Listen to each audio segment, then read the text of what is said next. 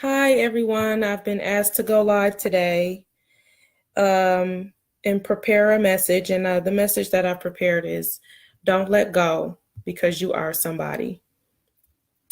I once read a quote by Rich Wilkerson Jr. that read, "If you have a pulse, you have a purpose." And another quote by Charlotte Gamble that said, "Don't allow yourself to think your life is insignificant. You are God's very handiwork, chosen and commissioned for his purposes." Oftentimes we get wrapped up in the belief that maybe we're meant for nothing. Maybe we're not as important as we think. There's billions of people on earth, so what significance do I hold? Now, it is true, there are billions of people on the earth, but you are just as important as the next branch on the tree of fulfillment of God. How can you be meant for nothing when Jeremiah 1:5 says, "Before I formed you in the womb, I knew you. And before you were born, I consecrated you." I want to say it slow so you can really understand. "I appointed you a prophet to the nations. Before I formed you in the womb, I knew you. And before you were born, I consecrated you.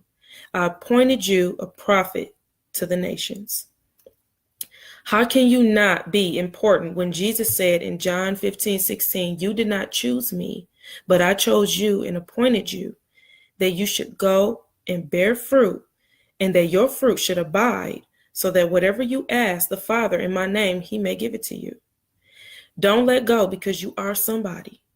Your life has meaning and your life has purpose. You were given the gracious gift of life, and oftentimes it seems as though we were given this life just to go through trials and tribulations, and it gets heavy, and it will get heavy, but that doesn't mean stop. That doesn't mean give up. You're going down a one-way road, and when you get to the light, you stop. But the light is still green. You have to keep going. Why do you feel helpless, hopeless, lost, unworthy, weak, unwanted, unloved if God chose you? People all your life have given up on you. They left you behind. They've counted you out and said you wouldn't amount to anything.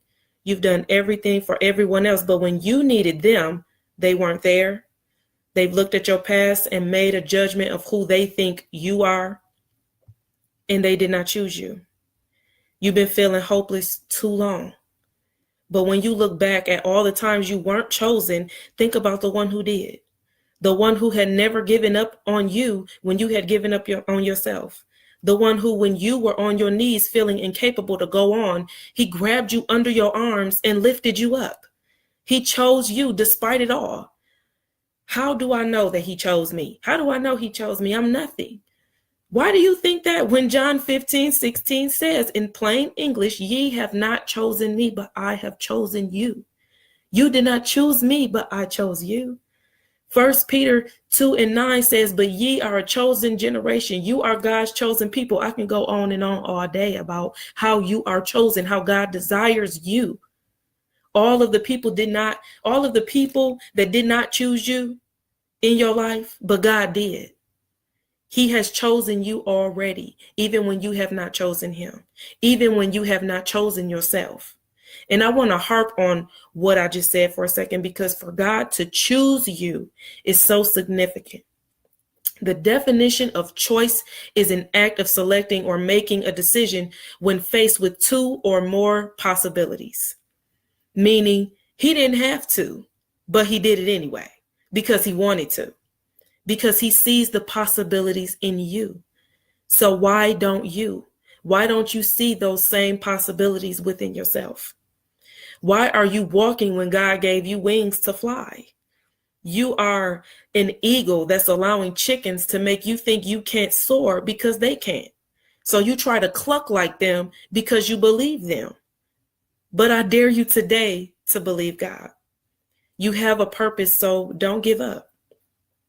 I read something in the news a few months ago about a family that had lost 9 family members, including 3 small children.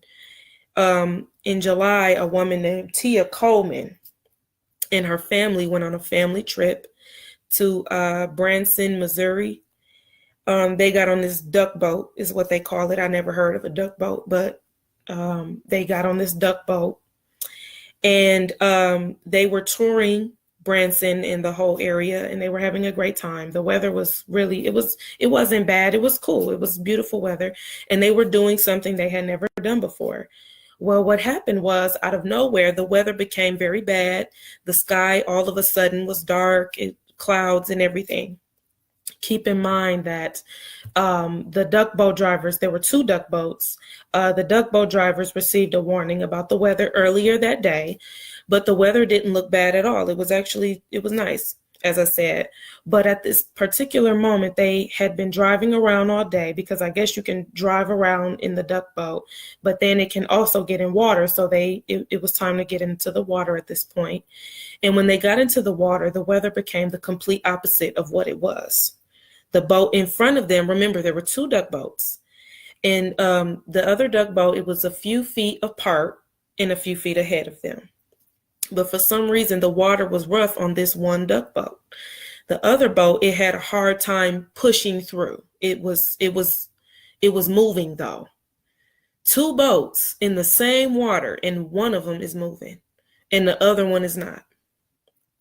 This other duck boat was getting pushed back by the wind. It just wouldn't move. The waters was rushing and beating up against this boat. And in the video, you can see the boat go, you can actually see it go underwater. There was this woman on the boat named Tia Coleman, who was on the boat with her family members and her children. The boat went under the water, and she prayed to God that he would save her children, even if it meant her own death. And when she was underwater, she realized she couldn't do anything. She couldn't swim either. She had given up. She was fighting for her life and for her children's life, and prayed and said, Lord, I'm ready to die. There's nothing else for me to do. And it was at that moment, she said, she began to float to the surface, and she was rescued. Now, of course, this was a tragic incident, but into perspective, she wanted to die. She had let go, welcomed death, and had given up, but God said, not so. He didn't want her to die. He didn't want her to let go, and he didn't want her to give up. And so she began to float. And although it's basic science to float, number one, keep in mind the waters were rushing and very aggressive. And two, she had already accepted a bill that she didn't write. She had already accepted a fate that was not hers. And my point of bringing this up to you is, you may be drowning, but it's at this moment that God has a desire for you to float. You've already made it up in your mind that you are nothing. You're hopeless, you're failing, you're losing, you're trying, but no matter what you do, you get nowhere, no matter how hard you've prayed, no matter how high you've lifted your voice. But I'm here to tell you right now that you have a purpose. You are somebody, and you will float again.